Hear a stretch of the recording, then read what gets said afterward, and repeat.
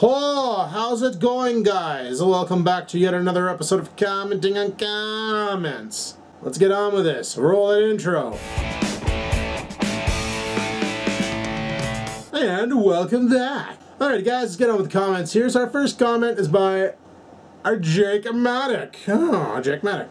He says, when you get the caravan installed, the Oreo cam, so we can watch him go batshit crazy running around the back. I was thinking about grabbing the suction cup from my GoPro Hero, sticking it to the back window, and then just having the van in stow-go mode, and that's all you see is just Oreo going, you know, that'd be freaking hilarious. Well, it wouldn't be funny. He'd probably get hurt, and then I'd feel bad. Maybe we shouldn't do that. Maybe we should do that when we're stopped. But he might sit in the saddle beside me. I don't know. Barba says, dude, please get that dog a bigger crate. Cheech. That crate is perfect size for him. If you look up how to crate a dog, literally it says to get a crate just a little bit bigger than them so they can comfortably turn around, they can lay down, but you don't want it too big because then they can go in a corner and poop. You don't want them pooping in the crate. You want the crate small enough where they won't poop because the dog will never shit where it sleeps, unless that dog's a lazy fucking arsehole. But normally a dog will not shit where it sleeps, so that's why his crate is that size. It used to be smaller when he was a little shit. We had a divider in there to make it smaller, and then as he kind of grew out and got poofier, we took the freaking divider out, and now he's fine. OBZX11 says, it's real simple when you drop it off. Say to them, don't fix anything else bar the work that's got to be done, and that's exactly what I'm going to tell them. And if they start doing extra work, well, I'm going to chalk that up as freebies because they ain't getting a fucking dime out of me, them sons of bitches. They would have just built the car properly in the first place, we wouldn't have this problem. Automotive markets cutting corners to save money in their pocket. Oh wait, lawsuits, eh? That fucking hurts, I bet. Dumbasses. Build it right the first time. Big Daddy 2001 says, hey Adam, by the way, if you use nicotine juice, you're inhaling, oh, for fuck's sakes. Yeah, they've done studies, but you never hear the scientist's name, you never see the actual results, all you hear is some information from some fear-mongering friggin' reporter. You know what, it's like, if you want to believe everything you see on Facebook, then get ready to live a life of fear. Because the only thing that's in this e-juice right now is vegetable glycerin, food-grade flavoring, it's food-grade vegetable glycerin, food-grade flavoring, and nicotine that's been diluted in food-grade propylene glycol. No, vegetable glycerin. That's right, I bought the VG kind. And if I was inhaling formaldehyde, the amount that I actually vape in a day, especially when I'm freaking cranking on the RDAs, I should have been dead 6 months ago. Not dead because it's not fucking true, because the formaldehyde that they're getting out of their shit is because of the other types of juice, like China's bad for using propylene ethyl glycol, and this is just propylene glycol, deemed the safest chemical on the planet Earth. Now they're trying to say that the nicotine's causing it when you vaporize it. Well, how come they sell vaporizers for tobacco? What, you think that nicotine's any different? Same fucking shit. And then you put your herb into the guy, you like Pug 1, his Vapor Max V. You know? My Sonic vaporizer, intended for tobacco. You put tobacco in there, you turn it on, and it doesn't combust it vaporizes the nicotine off of it so you can take it in like that. So if vaporizing that is safe, vaporizing this is also safe. Vaporizing is vaporizing is vaporizing is vaporizing. So if vaporizing nicotine causes formaldehyde, then vaporizing tobacco causes formaldehyde. And honestly, there's that shit out there called, you ever seen those nicotine inhalers you can buy at Walmart? Okay, every time you use that, you're taking in 2 milligrams of formaldehyde. You're fucking welcome. That's a safe product on the market. Jay Slangager says, ask Rex to borrow his truck while your car is being worked on. He's not using it right now. I don't even think he has it insured right now, to be honest with you. He parked that and got that little sunflower, and I'm pretty sure he took the insurance off of it, so I can't put insurance on somebody else's car. And a car in Canada has to be insured. Like, I can have my car insured. Let's say you own a car and you have proof of insurance. You can legally drive my car under my insurance. But you have to have insurance of your own. That's the way it is with the company I'm with. But if you were to jump in the Trans Am and take it for a rip, I don't have insurance on that car. Fuck, I don't even have valid tags on that car yet. I gotta get that done too. But I don't even have insurance on the car right now because of a fuck up. I'll explain that later on. Probably due to a comment that's coming up. I Sort of, I'm a little psychic sometimes. Not really. But, yeah, you drive it. I have no insurance on it. You wreck it. Well, now the car was driven uninsured, and the driver would be in big, big shit. Like, driving without insurance, I'm pretty sure that's a $15,000 fine and a loss of license.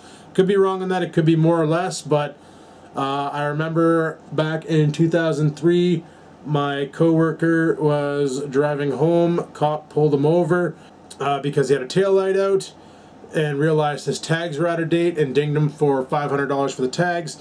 They didn't have the proper insurance slip, so they dinged him 15 grand for the insurance. And his license was expired, so they dinged him another $1,000 for the license. Now the license wasn't expired, it's just basically he forgot everything at home. He got brand new papers, forgot to put them in the car. He had the tags, but he bought them and he didn't put them on the car right away because he needed alcohol to clean the salt off the license plate.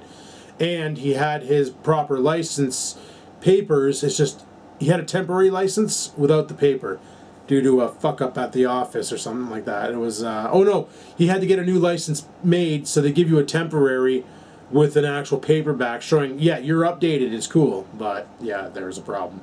So he got dinged all that, but he ended up, the cop said, you have 72 hours to bring everything into the cop shop, and if you do, we won't process this ticket, but if you fail to do so, we're processing the citation, and it was going to cost him like $16,100 or some fucking nonsense like that in charges, and his, yeah, it would have been bad, because Daniel Lockwood says, I never changed the fuel filter in any of my cars. They all ran and lasted well over 200,000 miles. Yeah, it wasn't my fuel filter why she sputter farts. It's because the fucking spark plugs need to be changed like 17 years ago, even though the car hasn't even been around for 17 years. Jay Murray says, if you wait until the snow is gone, surely you could drive the Trans Am while the G6 is getting recall work. You normally park up the G6 and use the Trans Am in the summer anyways, bar last year. Yeah, this year I need to do some work on the Trans Am. Not only fix that smog pump, I've been watching videos and looking online on how to rebuild them and clean them, and apparently this seized up bearing thing is a common fault. But I can't insure that car through the company I'm with right now. They will not do it. They already said no. Because the car is too old, they recommend I go with a company called Haggerty, which used to be called Silverwheel, where the car was before. So what I need to do this spring, when the snow fucks off, is I need to clean the car, clean all the inside out, vacuum it, take all the garbage out of all the old cigarette packages, all that bullshit. All that's got to come out of the car. Clean it up, vacuum the inside of it, get it all looking pretty, fix that stupid smog pump, and then I got to get an appraiser over here. Now this could cost me anywhere from $75 to $200 depending on who I take. They got to appraise the car, give me an actual value of it. Then I contact Haggerty and say, hey, listen, this Trans Am got appraised for, I'm going to throw a number out there, $7,000. I would like to insure it under classical car insurance. Yes, I do drive another vehicle. Yes, it is insured, blah, blah, blah. And then I can have that car on the road. But now that car becomes a toy, which means no driving it to work. Literally becomes a cruiser that I bomb around the streets aimlessly for fun. Like, you can't use it for work, you can't use it for anything. It's like a fucked up kind of insurance, but I don't know. I gotta do it if I want to drive it or I'm gonna sell it. Like, that's how it's gonna be. Like, if it's a real hassle to get it insured, I might just say fuck it and put it up on the sales, because the insurance company I'm with right now will not insure it, mainly because they were gonna charge me $500 a year to insure it, but the car is only worth $350 in their black book.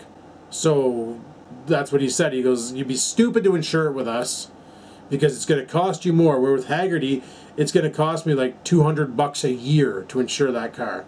But there's a lot of stipulations that come with that cheap price tag. Paradox Design says, I was quoted almost $2,000 to replace the rear hatch on my Supra last year. Fuck, bud, you got a Supra? What year? That's awesome. I ended up finding a used one in mint condition for $150, installed it myself. Holy Jesus. Yeah, no doubt. Like, chances are the one you found mint, they would have found mint and still would have charged you $2,000. Like, that's the thing, is people don't realize that body shops don't always buy brand new. A lot of them will go to scrap yards and look for parts, even if it's a different color, just friggin' finish it up and paint it same as your car, and away it goes. But really, you're getting some scrap junk, not a brand new door panel, but they're charging you for a brand new one. Canadian Guy 79 says, hey Adam, which store do you prefer, Food Basics or FreshCo? I'm a big fan of the Food Basics because I've just been going there forever and I know where everything is. That's the reason why I like Food Basics, because I know the layout, I know how to find shit. I personally am a big fan of FreshCo.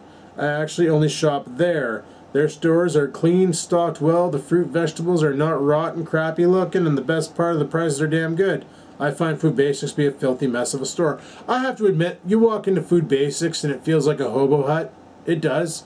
It's a pretty gross store at times, but because I know it well, that's why I go there. I don't know why I don't start going to FreshCo, because it's literally just down the street from me. Like, I could walk there if I wanted to. But, yeah, I should start going to FreshCo because they got a better meat selection and a better Asian aisle. By that I mean Asian foods. HFFP1 says, to add, I like the upside down drive home, Adam. Yeah, fuck, I screwed that one up, eh? My goodness.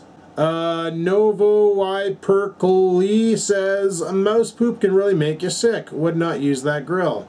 You never heard of cleaning it? That's all I did was cleaned it. Fucking scraped it right down to the bare metal. And then I threw alcohol in there and wiped it down.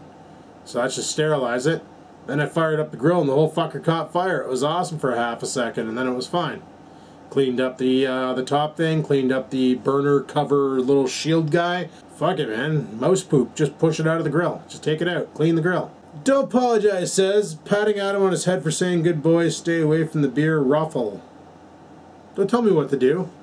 Bad Drivers of Georgia says, I'm one of them people, if I get up in the morning and try to eat, my stomach will make me sick.